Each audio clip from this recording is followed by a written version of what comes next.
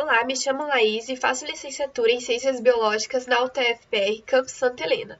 Eu e minha colega Eduarda vamos, através do projeto interdisciplinar 6, que é uma matéria da faculdade, falar com vocês sobre o que é SARS-CoV-2, analisando a indicação de medicamentos para o tratamento da Covid-19, cujo tema central, o foco, é o Covid-19. Vamos lá? Vamos começar falando um pouco sobre as bactérias. Então, as bactérias são organismos vivos, unicelulares e procariontes. Elas são constituídas apenas por uma célula, e ela possui em volta dela uma parede celular, super resistente que ajuda na proteção da bactéria e também para o formato dela. Ela possui plasmídios, que ajudam na replicação da célula, da bactéria. Possui também flagelos, que ajudam na locomoção, ribossomos. No meio do ribossomo está o citoplasma, Tem o nucleóide, que é o material genético, a membrana plasmática, que também ajuda na proteção e para passagem de nutrientes, os ribossomos, como eu já disse, e as fímbrias. Quem descobriu as bactérias foi Robert Koch. Ele é reconhecido por todo mundo como um dos pais da moderna medicina tropical e de microbiologia.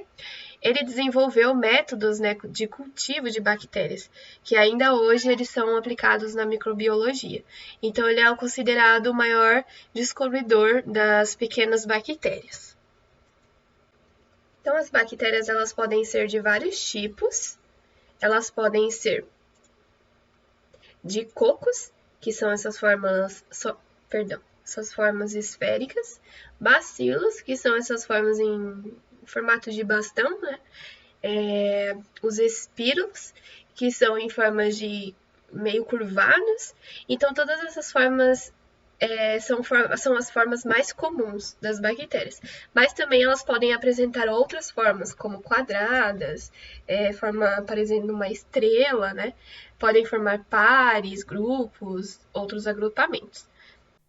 Existem dois tipos de bactérias, as gram-positivas e as gram-negativas. Existem dois tipos de bactérias, as gram-positivas e as gram-negativas. As gram-positivas, quando é feita a técnica de Gram, elas ficam roxas ou violetas, E as gram-negativas ficam na cor vermelha.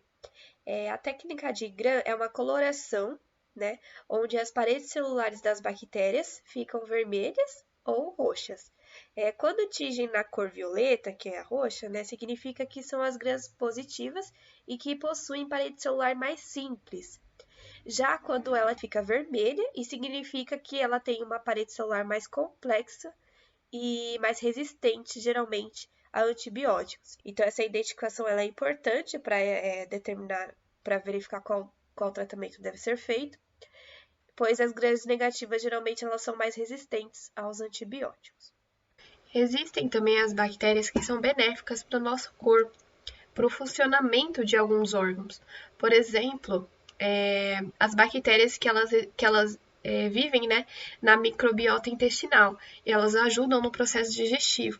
Também as bactérias podem servir para fabricação de vinagres, antibióticos, iogurtes e também na decomposição da matéria orgânica na natureza no geral, A reprodução das bactérias é assexuada de divisão binária.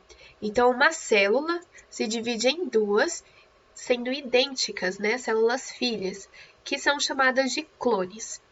Então, agora, vamos falar um pouco sobre os vírus. Os vírus, então, eles são organismos microscópicos formados por uma cápsula proteica, que envolve o material genético, e ele pode ser RNA, DNA ou os dois. Eles são parasitas intracelulares, então eles dependem de outras células para sobreviver, Sem elas, eles não sobrevivem. E ainda tem um dilema sobre o vírus ser um organismo vivo ou não vivo. Há os cientistas que defendem que eles são organismos vivos por armazenarem material genético, onde este guarda toda essa informação. Além disso, eles também conseguem se evoluir. E também tem os cientistas que não não consideram os vírus como seres vivos por não terem, né, metabolismo e por eles não conseguirem se reproduzir fora de um hospedeiro, fora de uma célula, né? Então ainda tem esse impasse do vírus ser ou não vivo, né? Como foi então descoberto esses vírus? Então, Louis Pasteur, de 1822 a 1895, foi o primeiro a dar o nome de vírus ao agente causador da raiva. Então, ele usou uma técnica, né, de filtração, e o filtro usado, ele segurava as bactérias e outros seres passavam direto, e assim ele descobriu o vírus.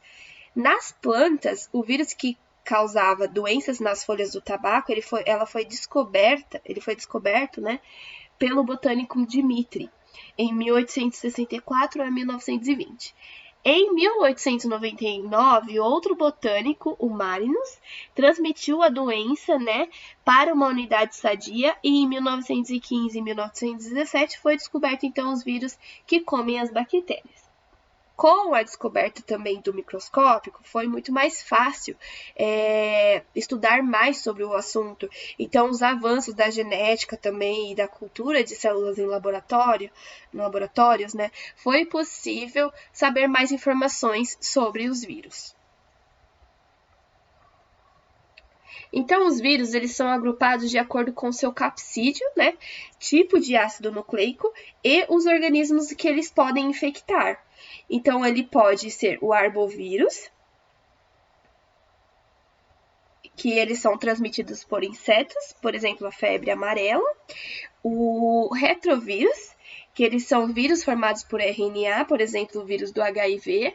O micófago, que é vírus que infectam os fungos. Os bacteriófagos, que são vírus que infectam as bactérias, e os adenovírus, que são os vírus que são formados por DNA, exemplo, o vírus da pneumonia. Então, a reprodução dos vírus, eles infectam diferentes, né, tipos celulares, como eu falei, eles dependem da célula para sobreviver, então eles podem infectar diferentes tipos de células, como plantas, células de plantas, animais e bactérias. Então, a reprodução, ela consiste em 4 etapas. Na entrada do vírus na célula, né, então quando o vírus entra na célula, na eclipse, quando o vírus ele fica inativo, ele está lá, mas ele está inativo. Depois, na multiplicação do material viral, então a célula começa a multiplicar esse material do vírus e a célula libera esse vírus no organismo. Então, a diferença entre os vírus e as bactérias é que elas são biologicamente muito diferentes, né? Então, sendo que também ela é considerada um ser vivo, que são as bactérias. Já os vírus, eles são parasitas obrigatórios e ainda não entraram no consenso se ele é ou não um ser vivo, ainda está em discussão isso. Já nas doenças, a maioria ou todos os vírus causam doenças, ainda não foi comprovado que tem algum vírus que seja benéfico para o ser humano, todos causam doenças. Já nas bactérias existem as maléficas e as benéficas, né? Os antibióticos, eles são tratados, são medicamentos, né, para tratamento contra bactérias, eles não são eficazes para os vírus.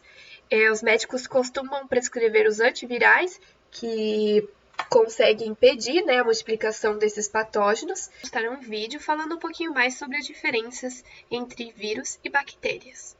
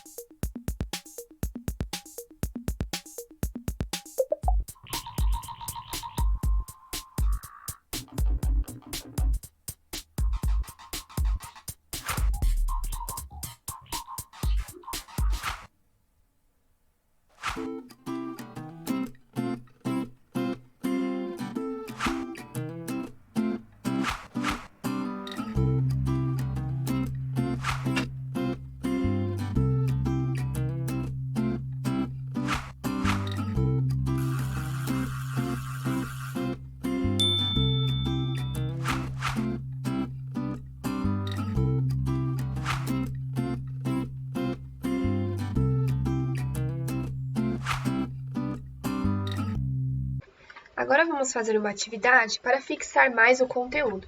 Utilizamos o site Kahoot para essa atividade, né? E em cada questão vamos dar alguns segundos para que vocês consigam respondê-las, ok? Consiga respondê-las. Vocês podem clicar no link que vamos disponibilizar no chat para fazermos juntos. Então vamos lá.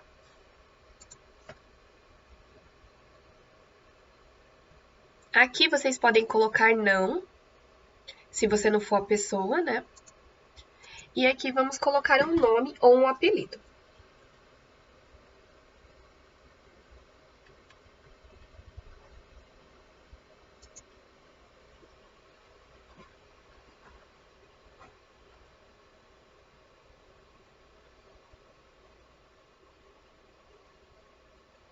Qual característica difere o vírus da bactéria? As bactérias são seres vivos e os vírus, parasitas obrigatórios, ainda não se sabe. As bactérias são parasitas obrigatórios e os vírus são de vida livre. Os dois são seres vivos, mas um precisa de um hospedeiro para sobreviver. A única diferença é que as bactérias são maiores que os vírus. A ordem pode estar um pouquinho diferente no de vocês, mas são as mesmas alternativas, ok? Qual seria, pessoal?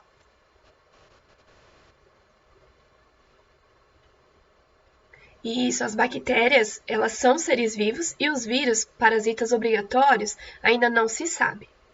Vamos avançar. Aqui vocês podem ver o placar, né, do pessoal que está jogando. Agora é um verdadeiro ou falso. Todas as bactérias são maléficas aos seres humanos. Verdadeiro ou falso, pessoal?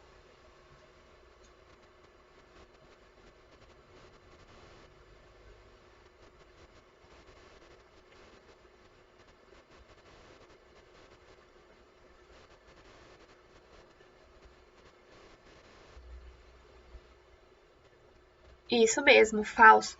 Nem todas são maléficas, né? Tem algumas bactérias que são benéficas, como já citamos na aula. Verdadeiro ou falso? Os antibióticos não funcionam contra os vírus, apenas contra as bactérias. Verdadeiro ou falso?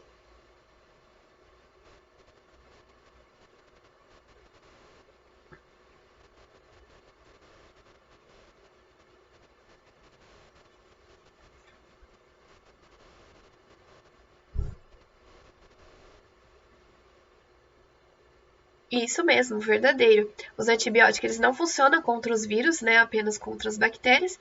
Os vírus, geralmente, os antivirais, os médicos prescrevem por parar a multiplicação, né? Agora vamos continuar com o conteúdo. Aqui vocês conseguem ver o placar, né? Como ficou. Agora vou deixar minha colega Eduarda dar continuidade ao trabalho. Oi, pessoal, eu sou a Eduarda, então, e eu vou dar continuidade no assunto, começando a falar um pouco sobre a doença Covid-19 com vocês, ok? O Covid-19 é uma doença respiratória aguda, que pode variar de um resfriado para uma pneumonia fatal, tá? Essa doença, ela é causada, então, pelo SARS-CoV-2, que é o vírus responsável pela doença. E esse vírus, ele faz parte da família dos coronavírus, tá? Dentre os integrantes dessa família, os principais são o SARS-CoV ou SARS-CoV-1, o MERS-CoV e SARS-CoV-2. O SARS-CoV, ele foi descoberto no ano de 2003 na China e ficou conhecida como a causa do surto de síndrome respiratória aguda. O MERS-CoV, ele foi descoberto no ano de 2012, no Oriente Médio, e ficou conhecido como a Síndrome Respiratória do Oriente Médio. E o SARS-CoV-2 foi descoberto, então, no ano de 2019, na China, em Wuhan, e é o responsável pela doença do Covid-19, que nós estamos vivendo a pandemia causada por ela até os dias atuais, certo? As primeiras infecções causadas pelo Covid-19 ocorreram no mercado de animais exóticos de Wuhan. Esses animais, eles eram vendidos como alimento, né? E a partir daí, então, se propagou o vírus, certo? Que começou a propagação e tomou a proporção que tomou, né? Que nós vemos o resultado hoje. E como ocorre a transmissão, né? Do Covid-19, da doença? Ela ocorre por gotículas respiratórias que são espalhadas de um indivíduo infectado para um indivíduo que até então estava saudável. E de que forma que isso ocorre, né? Por gotículas de saliva. Essas gotículas respiratórias, elas podem também ser transmitidas por espirros, tosses, catarro, aperto de mãos, que é a principal forma de contágio, né? Todo contato muito próximo, físico, né? Objetos ou superfícies contaminadas, como celulares, mesas, maçanetas, brinquedos, teclados de computadores, e entre outros objetos que a gente costuma estar compartilhando. E quando a gente fala sobre a transmissão do coronavírus, é impossível a gente não falar sobre prevenção, porque tá uma coisa sempre muito ligada e relacionada à outra. A prevenção, hoje, ela ainda é o remédio mais eficaz para o Covid-19. E essa prevenção, ela funciona de que forma, então, né? Como eu faço para me prevenir de uma forma mais eficiente? Lavando as mãos com água e sabão, sempre que possível, né? Sempre que tiver contato com outras pessoas, que eu for ao mercado, que eu acabar encostando em outros objetos, que seja sem querer ou por querer, muitas vezes, né? Que é o que nós temos que evitar. Mas caso ocorra, ir lavar as mãos, cuidar para não passar as mãos no nariz, né? Na boca, nessas superfícies. E lavar bem com água e sabão entre os meios dedos até o antebraço e caso não tenha água e sabão, fazer o uso do álcool em gel. Se você tiver em o mesmo local a opção, essas duas opções, fazer as duas, né? Que uma acaba então reforçando a outra como método de prevenção. Sempre que for espirrar ou tossir, cobrir o nariz, né? Dessa forma, assim, ou com algum lenço. Evitar aglomerações. Manter os ambientes sempre bem arejados e não compartilhar objetos pessoais. Então, assim, pessoal, é sempre muito importante fazer essa prevenção de uma forma adequada, de uma forma correta, contínua, né? Estar nos cuidando. Quando nós falamos em prevenção, nesses métodos, né, de nos prevenir, e nós fazemos corretamente, nós não estamos só nos prevenindo, mas sim prevenindo as outras pessoas também, tá bom? Muitas pessoas questionam, mas caso tenha alguém na minha casa, né, que esteja infectado, que esteja com a doença, como eu faço para estar protegendo, né, os meus outros familiares de se contaminarem, né, caso não tenham se contaminado ainda. Então, para isso, eu vou estar passando para vocês um vídeo explicativo que vai estar demonstrando como fazer a prevenção, nesse caso, de uma forma eficaz também. Para um paciente com coronavírus em casa, se alguém que mora com você tem suspeita ou confirmação de coronavírus, algumas medidas precisam ser tomadas para que outros moradores não sejam infectados.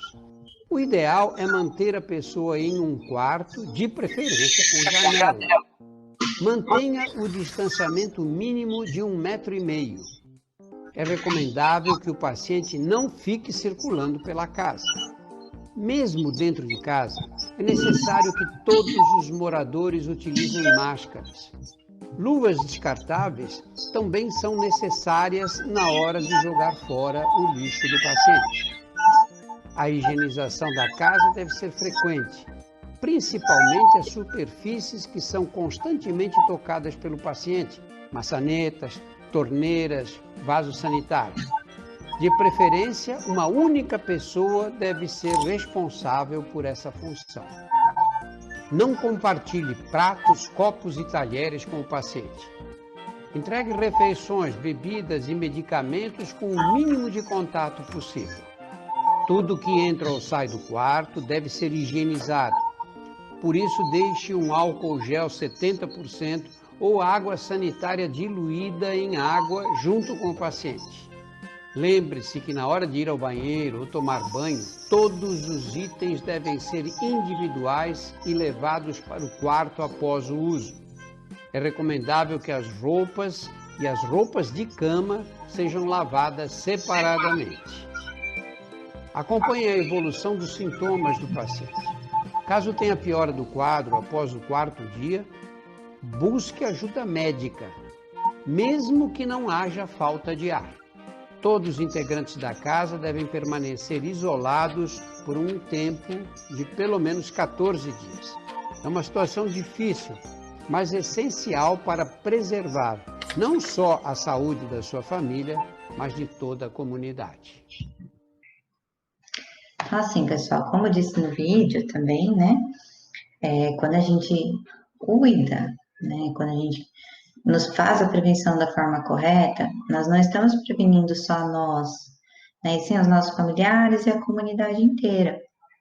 E isso é muito importante, porque caso, digamos que eu me contamine, né? Que eu fique doente com Covid-19. Para mim, muitas vezes pode não dar nada. Meu sistema imunológico, ele pode combater o vírus, né? Sozinho, muitas vezes. E por isso, eu posso apresentar sintomas bem leves, tá? Mas eu posso estar passando para alguém que está no grupo de risco e que está bem mais susceptível a ter os sintomas mais graves da Covid-19. Essa pessoa pode ir até a óbito, né?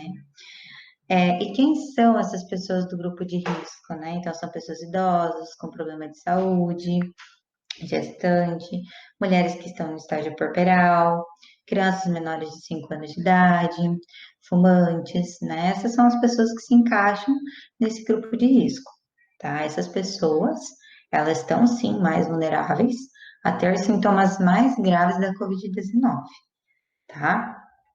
E quais são os sintomas graves da Covid-19, né? Dificuldade respiratória, falta de ar, pressão ou dor no peito, perda da fala ou da capacidade motora. Esses são os sintomas mais graves e que é por esse motivo que a gente sempre vê, né, que muitas vezes um ator famoso, né, precisou de oxigênio, está no oxigênio, porque essas pessoas que normalmente pegam o Covid e se encontram nesse quadro necessitam do oxigênio, tá? E os sintomas leves, então, são o quê? Tosse, febre, dor de cabeça, pode ter também perda de olfato, de paladar, conjuntivite, diarreia,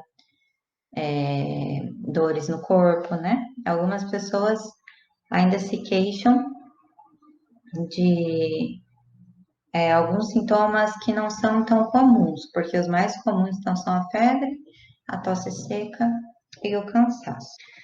Então agora a gente vai falar um pouquinho sobre os medicamentos utilizados para a prevenção, que são indicados, no caso, para prevenção e tratamento da Covid-19, tá? Primeiro, então, a gente vai falar um pouquinho da hidroxicloroquina e da cloroquina, que são medicamentos usados no caso de doenças autoimunes, como artrite reumatoide, lúpus eritematoso sistêmico, discoide, e também para o tratamento da malária, tá? Qual que é a diferença da hidroxicloroquina e da cloroquina? A cloroquina, ela é mais antiga, ela é um medicamento um pouco mais antigo, né? E a hidroxicloroquina é derivada da cloroquina. Então, tem algumas modificações nas moléculas, tá bom? No caso da hidroxicloroquina, ela tem um nível de toxicidade menor do que a cloroquina, tá? Então, ela é normalmente mais indicada porque ela tem maior tolerância a menos efeitos adversos do que a cloroquina. Mas, no caso da malária, normalmente, né, que precisa de resultados mais rápidos, efeitos mais rápidos, os médicos costumam indicar a cloroquina e até porque ela tem um custo um pouquinho menor, tá? Na verdade, tanto a hidroxicloroquina quanto a cloroquina, até então, não possui nada científico que comprove a efetivação dela para o Covid-19, tá? Ah, mas você não tem nada que comprova essa efetivação, ou por que, né, que ela foi tão comentada, tão discutida, muitas vezes indicada. Lembra que eu comentei com vocês que em 2013 teve um surto na China do SARS-CoV-1? Então, quando ocorreu esse surto, os pesquisadores na época, eles fizeram alguns estudos, né, in vitro. Estudos in vitro são estudos em laboratório, onde em laboratório houve sim, né, uma eficiência da hidroxicloroquina na replicação do vírus, tá? Mas como não se alastrou muito, né, aquele surto, ficou muito restrito a algumas regiões ali da China, e logo passou esse surto, os pesquisadores pararam então os estudos, né? Com o surto do SARS-CoV-2, da Covid-19, foram resgatados esses estudos, tá?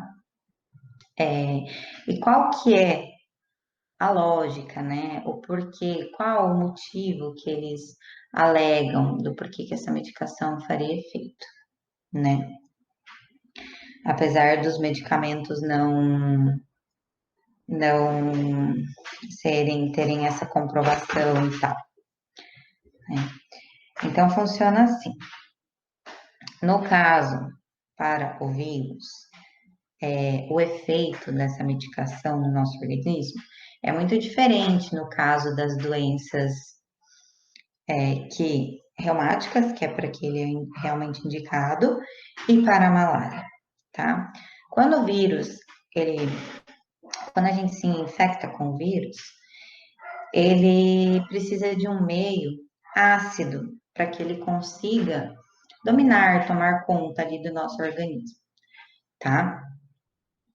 E esses remédios, hidroxicloroquina e cloroquina, são meios básicos, né? Quando a gente toma, então eles vão agir diretamente nas nossas células, né? Especificamente dentro dos nossos lisossomos, eles vão agir, deixando o meio ali mais alto, ou seja, mais básico, né? E com isso, então, aconteceria que o vírus não poderia, ou o vírus não iria se manifestar, se replicar no nosso organismo, porque ele não ia conseguir ter a efetividade dele. Essa é a hipótese, tá? Essa é a hipótese. Mas isso não significa que, com base nessa hipótese, tenha funcionado em humanos. Somente funcionou nos estudos em laboratório, tá? Somente nisso. Mas os pesquisadores ainda estão, sim, fazendo algumas pesquisas, né? Porém, teve uma médica que ela deu um relato falando que pacientes com doenças reumáticas não estão imunes a infecções virais e a infecções bacterianas. Esses pacientes que fazem uso crônico de medicação, ou seja, uso contínuo de medicação, que seja para malária ou para lúpus, né, que fazem uso contínuo da hidroxicloroquina ou da cloroquina não estão imunes a doenças virais e nem doenças bacterianas, tá? Então, assim, estão fazendo estudos ainda, mas nada que tenha comprovado a eficiência da medicação para COVID-19, tá? Ah, mas não foi comprovado, né? Não tem nada que fale sobre isso que se pode tomar para COVID-19. Então, por que há um tempo atrás os próprios médicos, os próprios postos estavam dando essa medicação, né? Por quê? Como não tinha ainda estudos concretos e existia essa hipótese de que poderia funcionar, né? Foi sim recomendada a medicação, autorizada a fazer uso da medicação. Não foi bem uma indicação, né? Foi uma autorização de que poderia se utilizar a medicação. Só que quando eles davam essas medicações, eles provavelmente alertaram os familiares, né? Porque essa era a recomendação, que os profissionais de saúde alertassem os pacientes, os familiares dos pacientes, que a medicação poderia sim fazer efeito, como poderia não fazer efeito, né?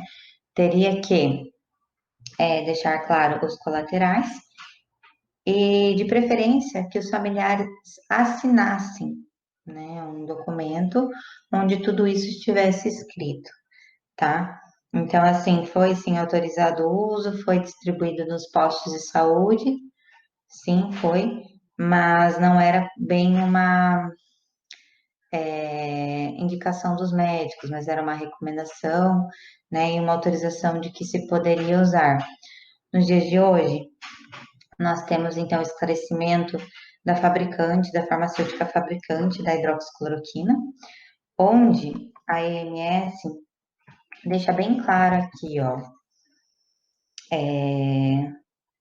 a AMS, com muita seriedade e responsabilidade, como parte do seu compromisso de ajudar a comunidade científica, apoiou 2 dos maiores estudos clínicos realizados no Brasil para avaliar a eficácia e segurança da hidroxicloroquina no tratamento de pacientes leves e moderados com coronavírus. As pesquisas foram conduzidas pela Coalização Covid-19 Brasil, formada pelos hospitais Albert Einstein, Sírio-Libanês, Oswaldo Cruz, Moinhos de Vento, Beneficência Portuguesa, Rede Brasileira de Pesquisa em Terapia Intensiva e BCRI.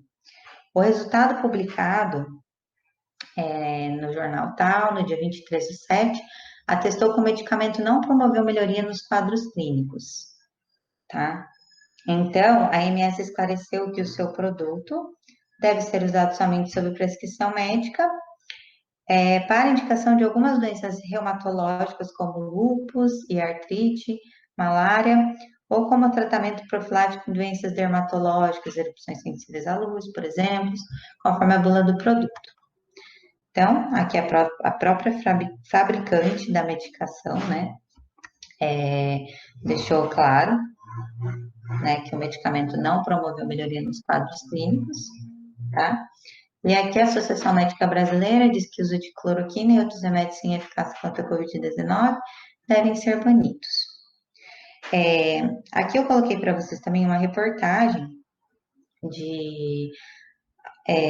do G1, né, de alguns médicos que acabaram fazendo a utilização da hidroxicloroquina com nebulização.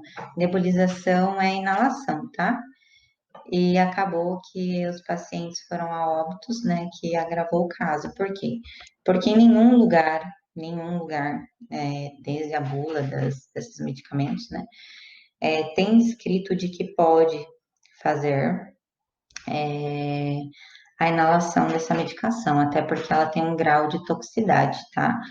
E são medicações para pacientes muito específicos, né? Quando a gente fala pacientes muito específicos, é porque realmente são para pessoas, assim, que não tem nenhum problema de coração, já que não tenha nenhum problema no fígado, nenhum problema no rim. Outra medicação que a gente escutou falar muito, né, nessa época de pandemia, logo no início, foi a ivermectina.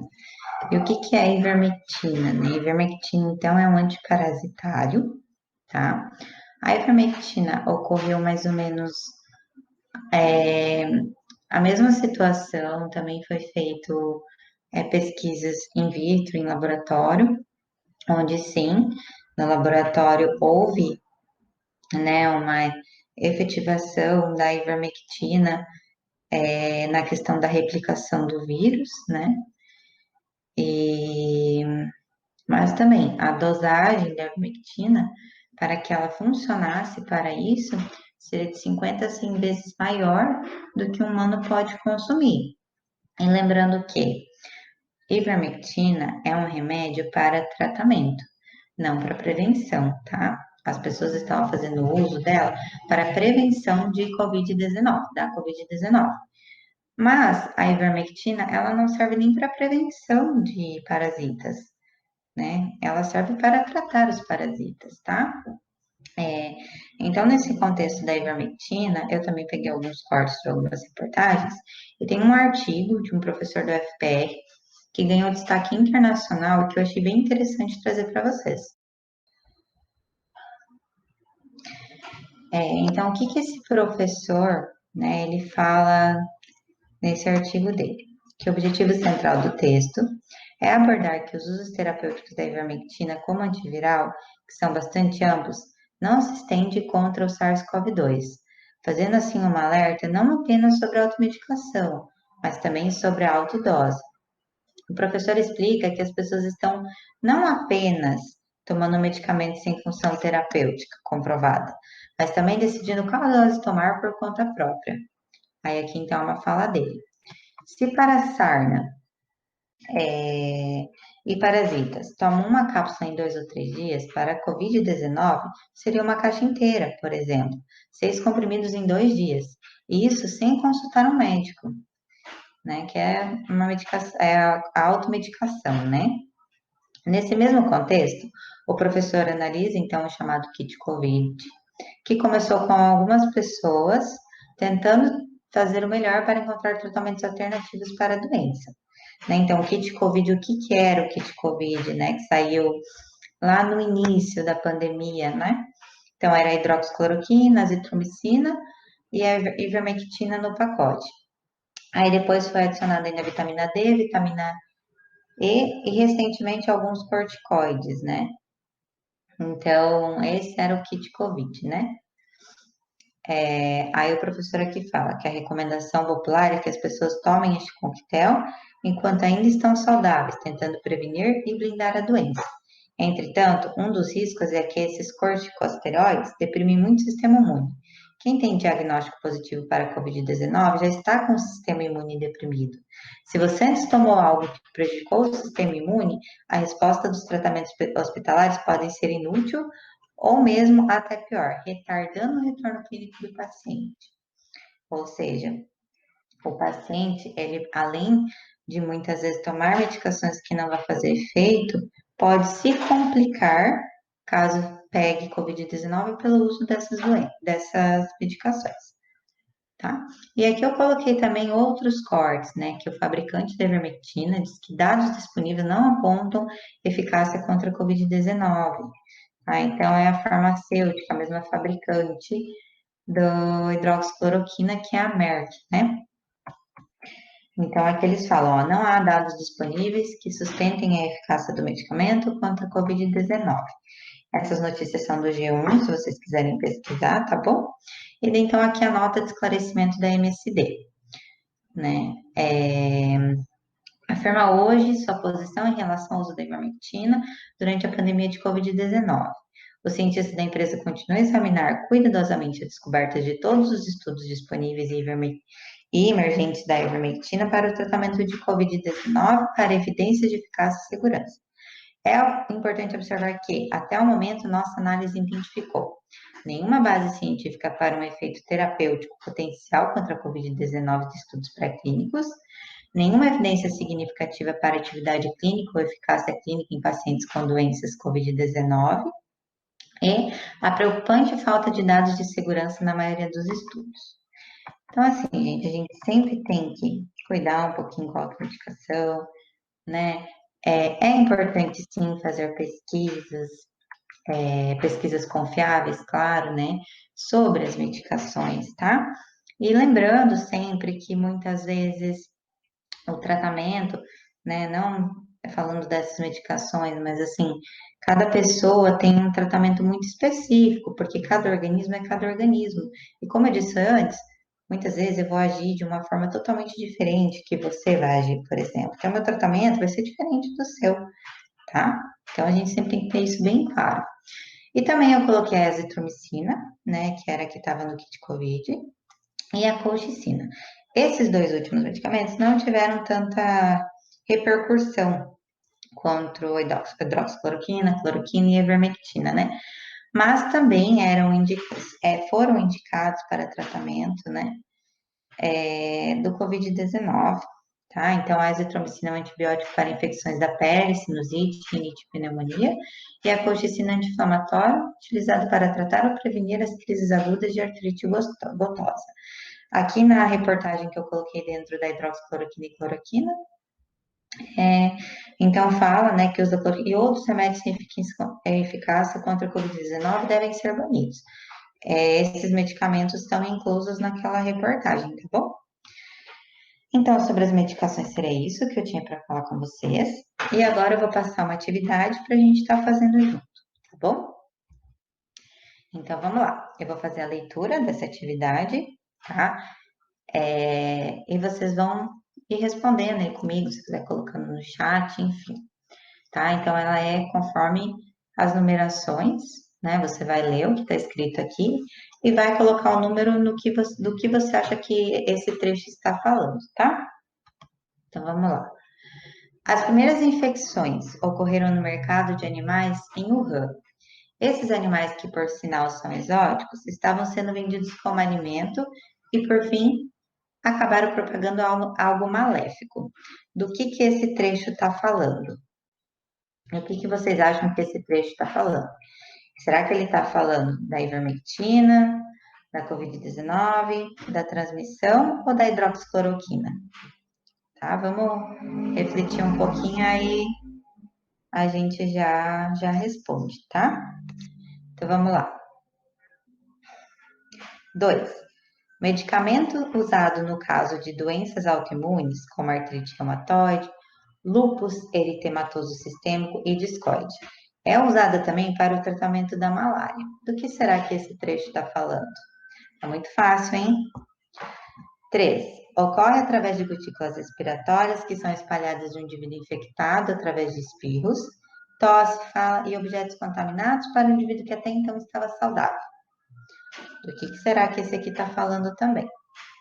E 4. A farmacêutica responsável pela fabricação da medicação informou que não há dados disponíveis que sustentem a eficácia do medicamento contra a Covid-19. Esse medicamento é usado para promover a eliminação de vários parasitas do corpo. Entretanto, cientistas da empresa continuam examinando com cuidado todos os estudos disponíveis sobre a eficácia e segurança da medicação para o SARS-CoV-2. Então, vamos lá? Vamos enumerar?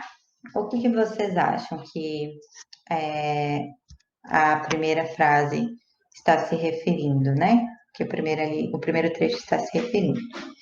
Então, está falando sobre o Covid-19, tá?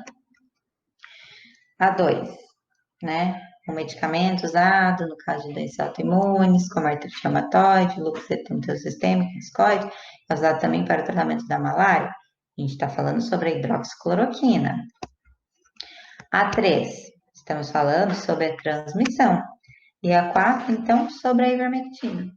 Aí vocês podem montar ali no chat bem certinho, caso vocês queiram. Mas, enfim, é mais para fixar o conteúdo mesmo, essa atividade, tá bom? Gente, então é isso.